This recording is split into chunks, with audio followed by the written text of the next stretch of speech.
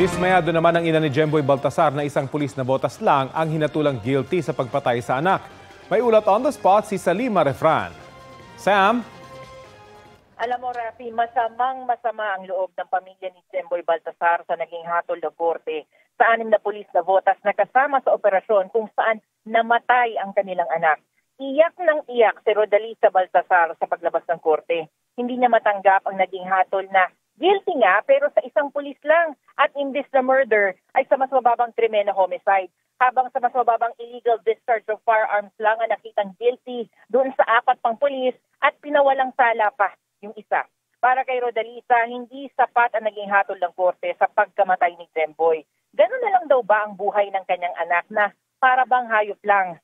Para bang sa sandali lang daw na paghihirapan ng mga pulis at wala na raw silang ginawa? Nasaan raw ang hustisya at katarungan para sa kanyang anak? At kahit pa nga may mga pangarap sila, wala na raw ang kanyang anak. Narito ang pakayag ni Rodalisa Baltasar, nanay ni Jemboy. Sobrang sakit po na nararamdaman ko ngayon. Para po wala lang nangyari sa anak ko na para po parang hindi po siya napatay.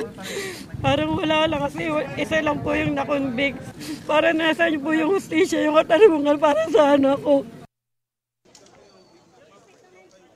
Alam mo, Rafino, pag-uusapan pa raw ng kanilang mga abogado kung iaapila nila sa Court of Appeals ang naging hatol. Samantala, sa mga oras na ito ay nandito na sa Department of Justice ang pamilya Baltasar kung saan haharap sila sa media. Sinusubukan din ng GMA Integrated News na kunin ang panig ng mga sangkot na pulis. Yan muna ang latest mula nga dito sa Maynila, Salima Refran para sa GMA Integrated. Maraming salamat, Salima Refran.